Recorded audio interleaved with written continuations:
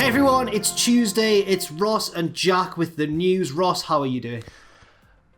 Behind schedule. WTF moments for SmackDown went live but a couple of hours ago because, quite frankly, Jack, my body is breaking down. How are you this fine Tuesday morning? My body's breaking down as well in a slightly different way. My body clock's messed up from AEW, as I'm sure yours is, and I've got just a banging headache.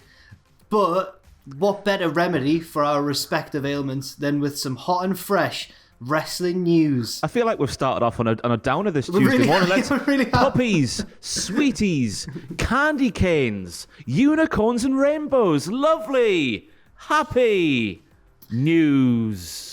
First of all, Kenny Omega is said to be reportedly furious with the botched finish at AEW Revolution. Next up, could a top WWE SmackDown superstar be leaving the company very soon? And finally, there was a big hint on last night's Raw because it seems like a big WrestleMania 37 match is all ready to go. So Ross, first of all, we've got some more. I mean, it's been talked about enough, not just on our channel, but across the wrestling stratosphere.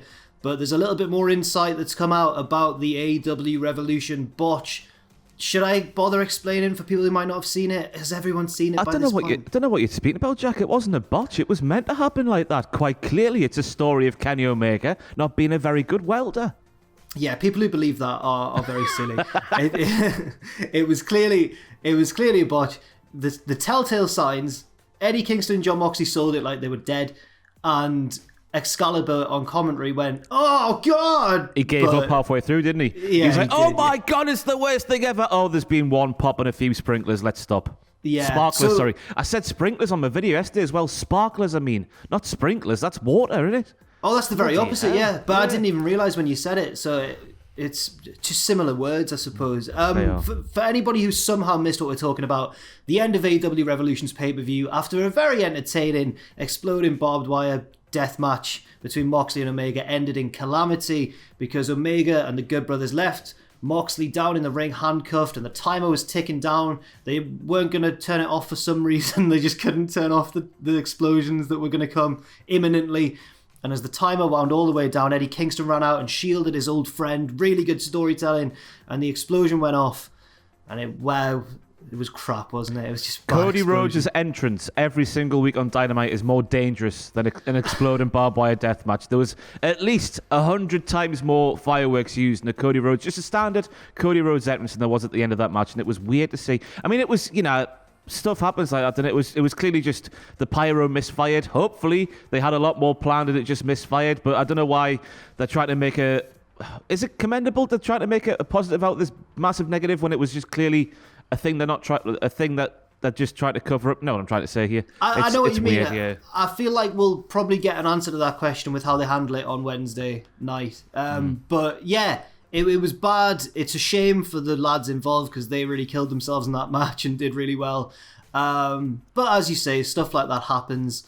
And hopefully everybody can bounce back and move on. But Dave Meltzer and Brian Alvarez, reporting on Wrestling Observer Live, did point out that apparently it wasn't all as hunky-dory as AEW would have people believe. Apparently Kenny Omega was furious about how things ended. Brian Alvarez said that he was saying what we've basically just said there. Can you imagine being John Moxley and Kenny Omega? You kill yourselves for 30 minutes with bombs and barbed wire, and then poof, that's the end. Omega was furious, I can tell you all that. He was angry. That's probably not, in line with the company reaction because Tony Khan seemed very composed about it on the media call afterwards. He already kind of had some excuses in the works. He was kayfabing it up, as you say, pretending that it was all just Kenny Omega being rubbish at building an exploding ring in the storyline. But, Omega was apparently furious. And in the heat of the moment, when you've just wrestled for half an hour and done horrible things to your body and that happens, I can understand why he'd be furious, I think. Well, yeah, because they've obviously put a lot of work into it, because I thought there was a great deal of psychology involved in an exploding barbed wire death match, which of course would be a rarity in that sort of situation.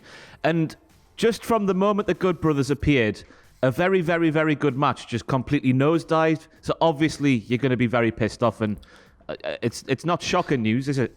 No, it's not shocking news. Do you think... Because Because I think I still was enjoying it by that point. What happened when the Good Brothers turned up? I just don't think that match needed an interference whatsoever. It was just when I saw them, I know what was obviously what was coming. I just a sense of dread came over my being. Because just let the two lads just scrap it out. Just let them kill each other. That's what the match was calling for, wasn't it? Yeah, fair enough. But it was a really good performance from both of them. Apparently, Omega was furious. No word on how Moxley's feeling, but we did see fan footage uploaded to Twitter shortly after the event, which was Moxley cutting a bit of an impromptu dark segment promo, where he also said, Omega can't build an exploding ring and stuff. And I really have to commend Moxley on his improvisational abilities there. That was really well done. But Eddie Kingston was cursing his luck. Yeah, he looks really crap now. Yeah, he does. Hopefully they can turn it all around on Dynamite. I'm sure they'll be writing some sort of reasons into the script. But yes, the other big thing that happened, of course, at Revolution, or the other thing that was billed as big, but then got a mixed reception because a lot of people had already guessed what it was going to be, was Christian Cage coming out and signing his AEW contract. And we've got a bit of reaction from that from sources within WWE, according to Fightful. So, according to Fightful, Christian made his AEW debut and signed with the company on Sunday. Talent on the WWE side of things told us that they weren't aware for sure of the signing, but they did have their suspicions because he was absent from programming since the Royal Rumble onwards. And I guess with Edge in such a prominent position, you'd expect that Christian would also be involved here and there, but obviously he hasn't been. Higher-ups, this is again according to Fightful, higher-ups in WWE said that Christian not being referenced on WWE TV was not a coincidence, and that while they were let down that Christian has made this move, it was on the company, it was their fault for not having him locked down to a contract. One talent that Fightful heard from in particular spoke very highly of Christian as a person and said that it makes them happy. They're happy for him to have moved in this direction in his career. So I wonder what's going to happen next, because what did you make of the response to Christian coming out from the fans? I thought it was weird because you look at, I ran through all of the clues that were given on my WTF Moments of Revolution on this very channel right now, and every single clue that was given was true. They all apply to Christian. The one thing I was saying is that when Tony Khan appeared on that Unrestricted podcast earlier this week, and he said everything that Big Show said, he said a couple of more things, but then he said huge star.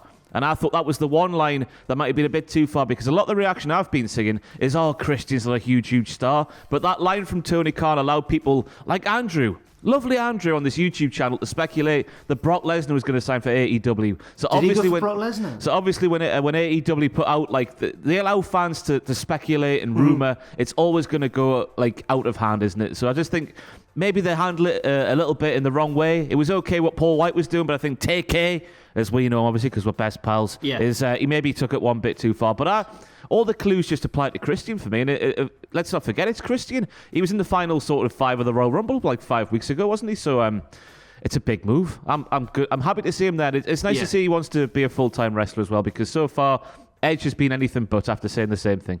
Yes. It reminded me a little bit, Tony Khan getting a bit too excited, of the was it Hager and Moxley's empty arena match, where he said it was the best empty arena match he'd ever seen, and it was good.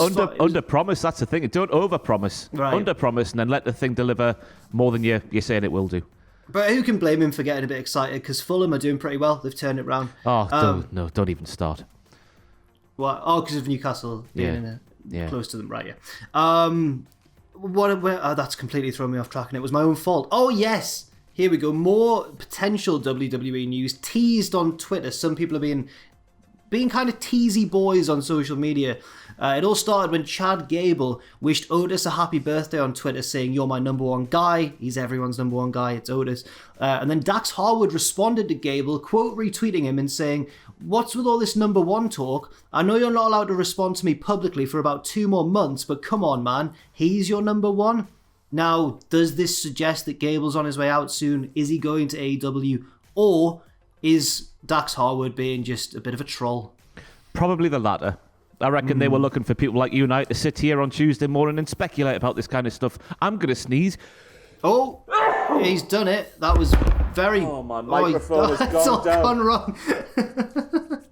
Sanitising the hands, though, everybody. That's great to see. You really enjoy seeing that. Do you think he's trolling the masses? Yeah, it's the brothers working the marks, so to speak, and we are the marks in question, Jack the Jobber. I would really enjoy seeing Gable there, which is a shame, because why would he get our hopes up? Like, why would he do that? Is he trying to maybe plant seeds for like a year down the line or something like that? Maybe why would anyone in wrestling get our hopes up and under-deliver, eh? Well, yeah. After what we've spoken about this morning. It's a weird... It's interesting. It's always interesting, but you always think that the wrestlers, it's like the brotherhood and all that. They're just trying to play games, aren't they? That's all they're doing. Yeah. I think that probably is the truth. Bit more WWE news now, because 2 title matches have been confirmed for next week's Monday Night Raw. We, of course, on last night's Raw saw a rematch between The Miz and Bobby Lashley for the WWE Championship, which went as expected. But 2 other title matches set up for next week's show. And I saw a lot of people actually in today's work chat on our online messaging system. Basically saying that Raw felt really uneventful last night. It was as if they'd run out of ideas. The brand new editor-in-chief of the site, Mr. Mitch Wadden, and he said, which Modern there? Mitch Wadden said it just felt like a massive recap show, and the creative team forgot to have a creative team meeting. There was lots of recaps to last week's Raw, which there always is on an episode of Raw, but I haven't seen Raw yet, so I presume there was more than normal. It's it's 3 hours, isn't it? It's just too long. I saw a few people talk about that, including Dave Meltzer on Twitter, actually. He said something like, do you ever have to write a TV show and can't think of any ideas that week? Which I think 99% of the people reading that tweet, no, they never had to write it for a TV show. But there are 2 title matches confirmed for next week's show, which hopefully will make it a bit more eventful. We've got a Raw Tag Team Championship match between the Hurt Business and the New Day. And also we've got a US title match as Riddle defends against Mustafa Ali. And of course, next week's show is the go-home show for Fastlane, which does make me question, why are we having title matches on the go-home show rather than... I don't know. So the champions can lose and we set up title matches at the pay-per-view. Is that Owen hissing like a dragon? No, it's our doorbell. Everything's kicking off today. Just got word in my ear there that Owen will be answering the door, so we'll find out about that. I'll move very swiftly on to our final news story in what has been just such an eventful news video today.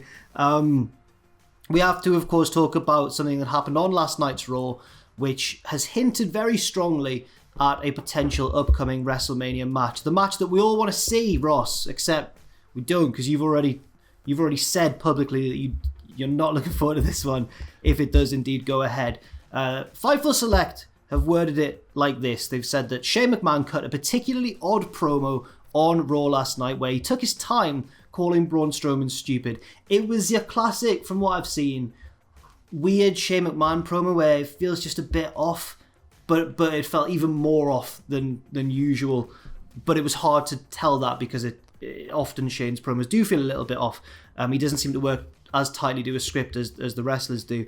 He eventually called Braun Strowman stupid, and Fightful have said, for those concerned that Shane McMahon was battling something health related, that wasn't the case at all, and the promo went pretty well the way it was supposed to.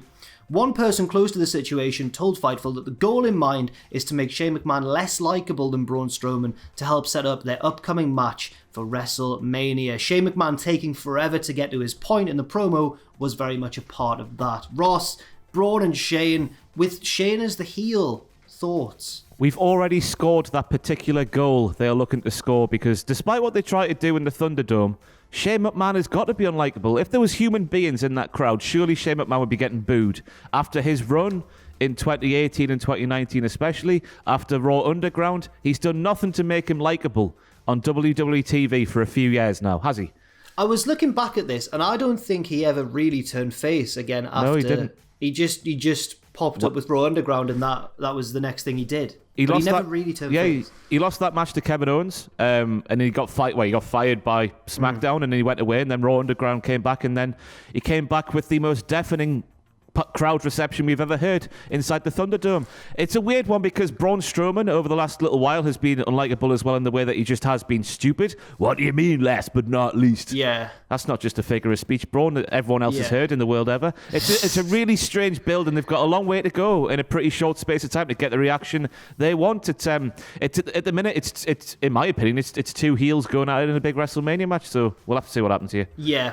I feel like maybe they're on the right track slightly with thinking. I mean, the execution isn't quite there yet. They do have a little bit of time, but if you're going to turn one of them face for this, Strowman's probably the way to go, because personally I'm going to cheer the 7-foot giant against the Weasley son of the boss. Surely that just makes a bit of sense to me. And especially if Braun, they just need to start having Braun doing what he was doing in 2017, 2018 time, just having him doing big stupid stuff where he does inhumane, what's the word I'm looking for here? Supernatural kind of things and superhuman strength, and just having him throw Shane McMahon just miles and miles and miles in the air. That's all they need to do.